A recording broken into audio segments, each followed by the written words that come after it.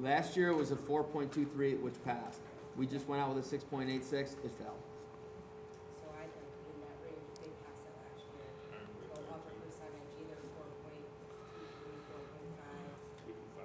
Sounds, 5 sounds way more than 4.5 or 4.23, but that's what they passed Right. last year. And I understand Tom's concern because the difference between 5 and 0, right, is huge. So, you know, if it sways 20 voters to change from 3 to 5, you know, like, and that's where Tom's, I'm sure his concern is coming from. And, you know, for me, I had a significant amount of disappointment with the amount of misinformation and, you know, misunderstood. And I'm not saying anyone was doing it intentionally, whether they were or not. No one will know except them. But there was a lot of information that was being shared that was being like cherry-picked, and it was very explainable and reasonable, and it wasn't a product of extreme raises or anything like that. It was literally just person A moved from X to Y, and therefore that budget line changed, and that budget, and it's incredibly frustrating. I think we need to make sure that we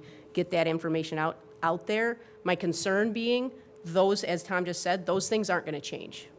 So, you know, the salaries are what they are, and the raises, I think, for our contracts now across the board are 4%. I mean, nobody's getting raises that are 13 or 9 or whatever. It's Right, it's 4%. 4%. And so It's competitive in the market. it's the market, and so again, you're gonna, these are negotiated things. It's not like, you know, we just sit around this table and pick a number off of a marker board and throw it at the wall. It's a process, and it's to stay competitive, and so those things can't change. The only things that we can change are optional programming, and we can't cut salaries, but we can cut positions. And so, and even there, Tom, we're restricted, right? Because there's a lot of positions in this district that are mandated by the state. Correct. All So- special ed ones are. The other thing too, Chrissy, is I think it's important is there were a lot of parents that were posting on that forum going, oh my God, the admin unit look at this line item.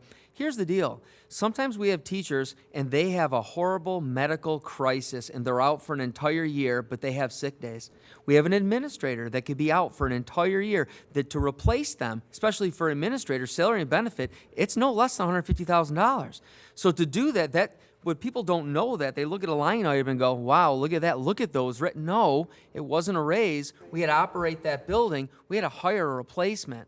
And so those are things that I think people run with, and they're like, look at these raises. That's not a raise.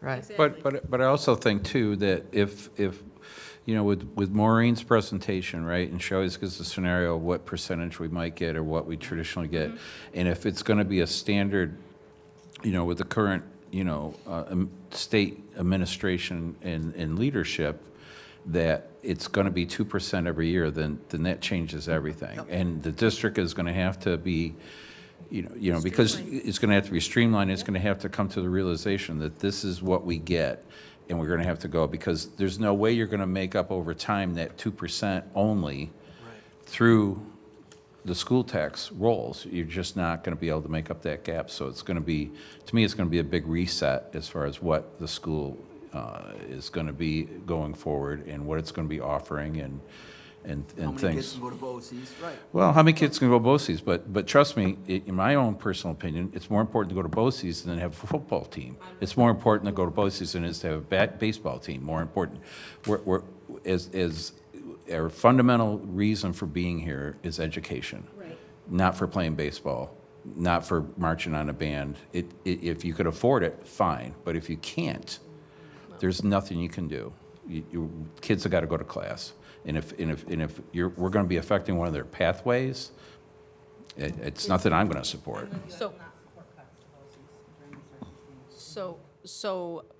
I guess the only other thing that I'm going to say is, aside from all of the things everybody said about how unfortunate and disappointing that this result was, you know, if the 2%, as you just said, is for the state aid increase is going to stay, people need to realize as well, state aid is more than half of our budget. So when you're increasing 2/3 of the pie, only 2%, you have to double the other third Correct.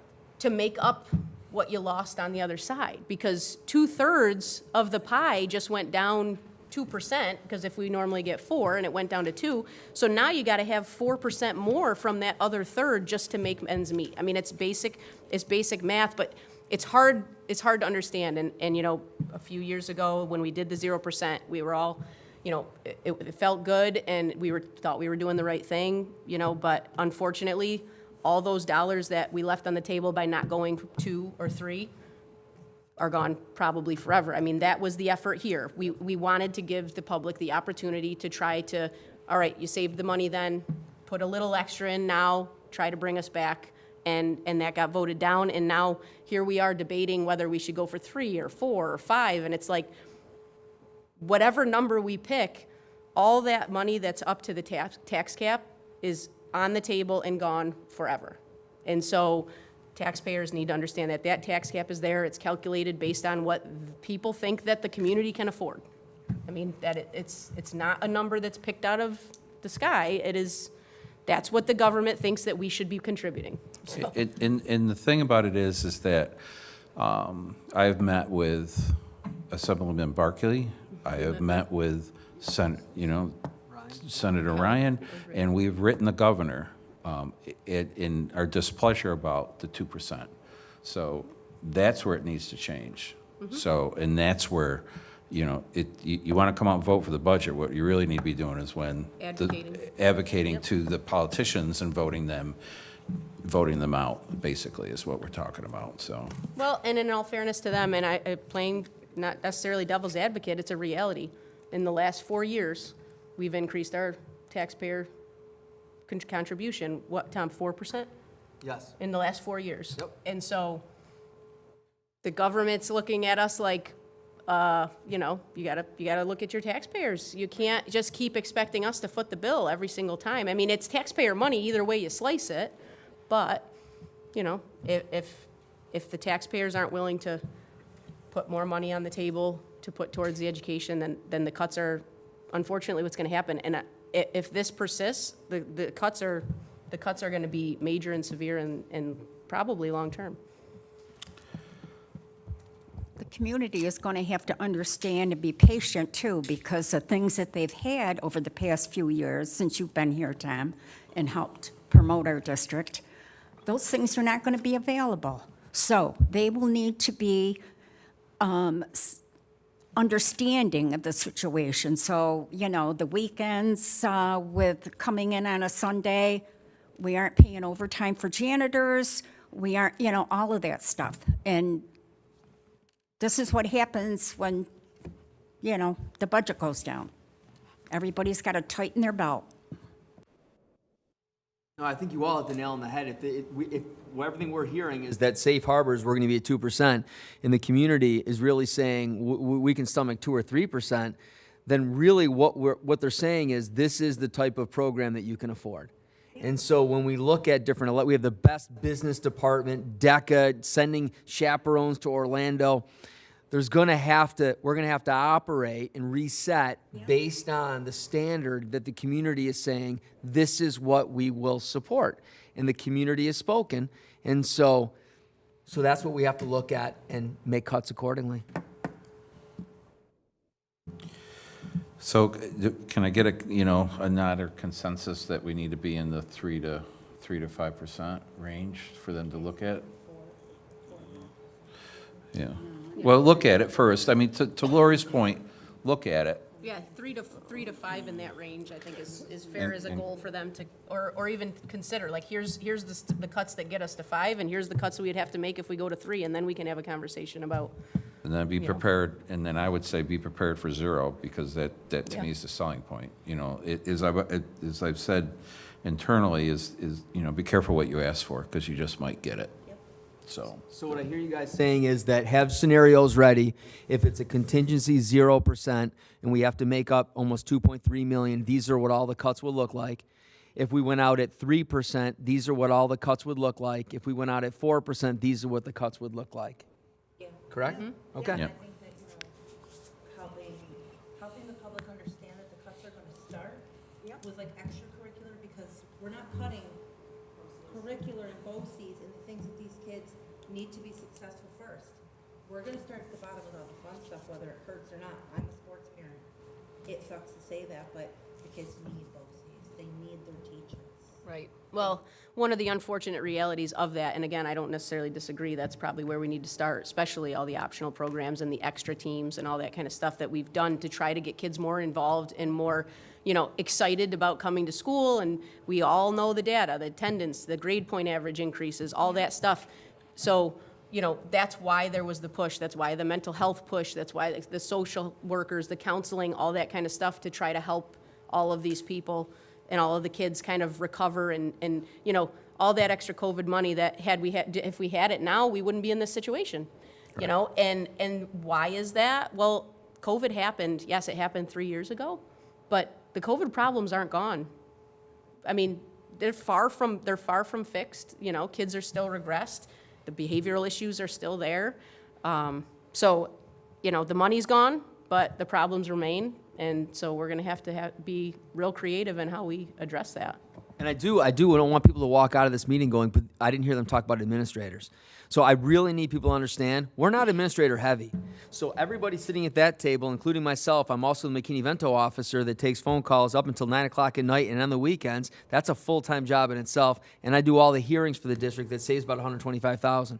So when you look at those things, and our administrators, our principals and our assistant principals, they're exhausted at the end of every day. They're running constant. Any given time, they're doing 3 different investigations, whether it's alleged bullying, kids bringing drugs to school, cell phone stuff, vaping, flushing vapes down the toilet. We can only let 2 in the bathroom at a time.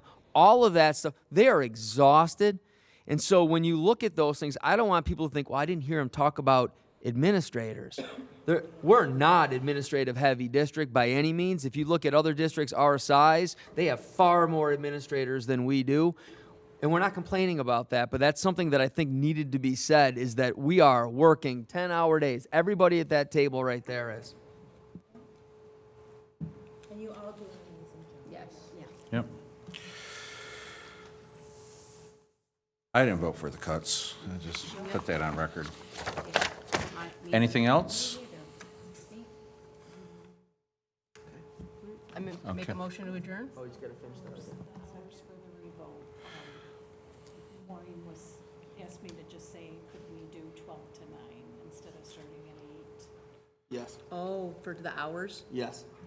So what Maureen, she's at the hospital with her mom. That's why she's not here. But what Maureen wanted me to say was they were exhausted, right? So we saw that in all of the locations. We had people calling in that they couldn't come in. And we just want to make sure that there's no mistakes, right? Just to be clear, when you say they, we're talking about the poll workers. The poll not workers. The district. No, Yeah. it's the poll workers were literally exhausted.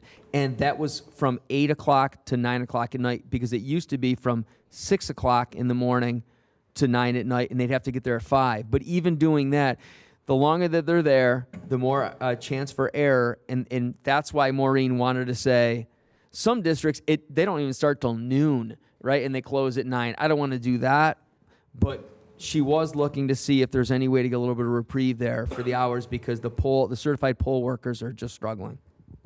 I don't have a problem with that. I don't either. Can I ask a goofy question?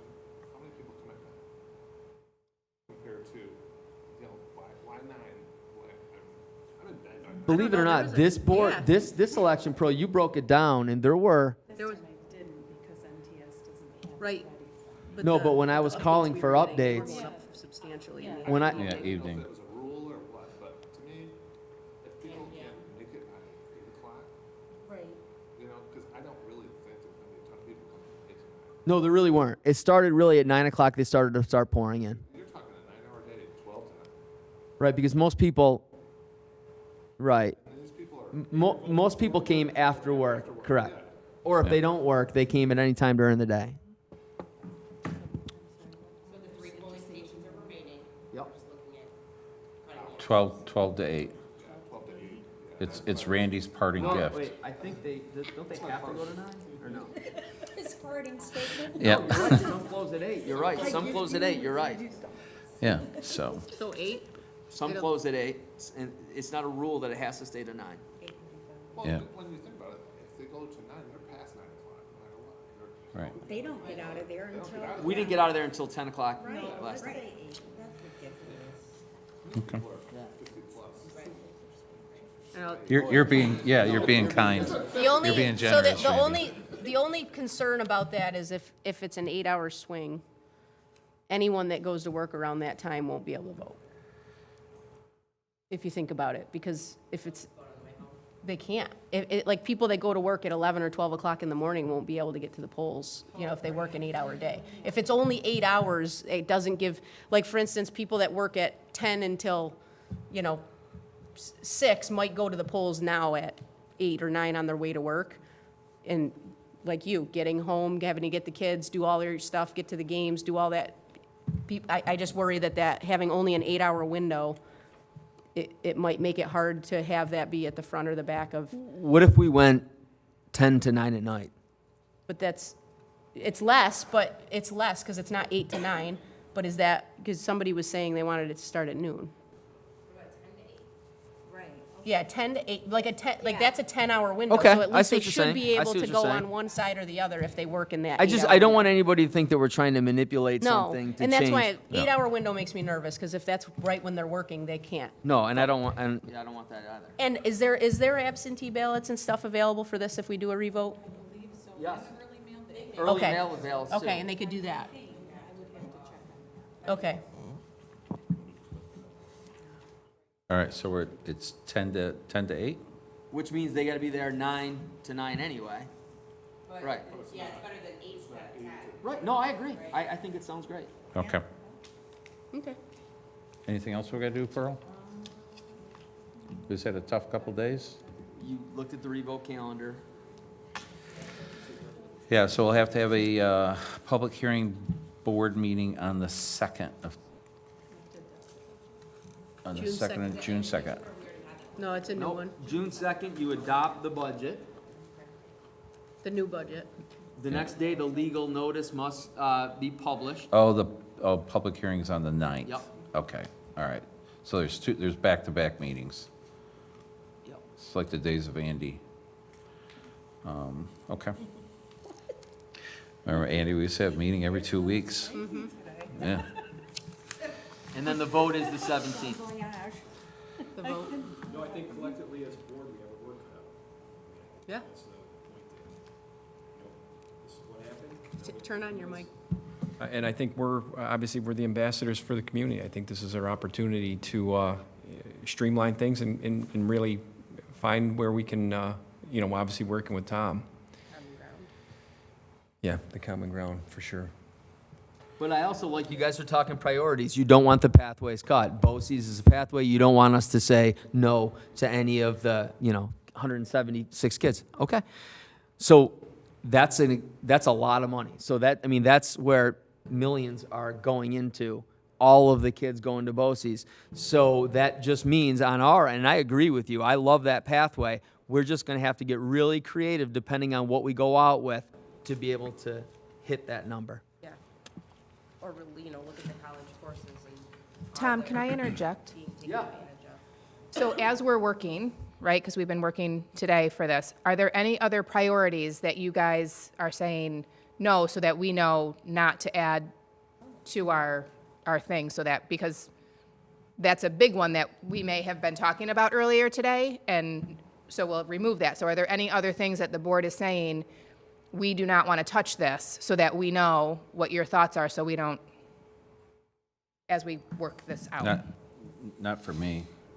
To me, you gotta, if Dave was here, I'm sure I'd be talking about zero balance, or zero budget build, is that you start at zero, and then You work up. Then you work up. What are your fundamental things, your contracts, your lights, your things, and then what's left over? And then you add in. And I know my phone's gonna probably start ringing now, but I'd rather have a kid learn how to weld than learn how to swing a tennis racket. Okay, that's, And I guess, so the only caveat that I will add to that is, and I don't know that there are any in existence right now, but if there are students that we are paying to go to BOCES and they have attendance issues, or they're not utilizing that opportunity in the way that they should, then we should not be The sending golden those ticket. students. Right. Exactly. Let some other kid have the spot. Or don't pay for it. Yeah. paying for someone to go hang out somewhere. Yes. Or not go. Yeah. So,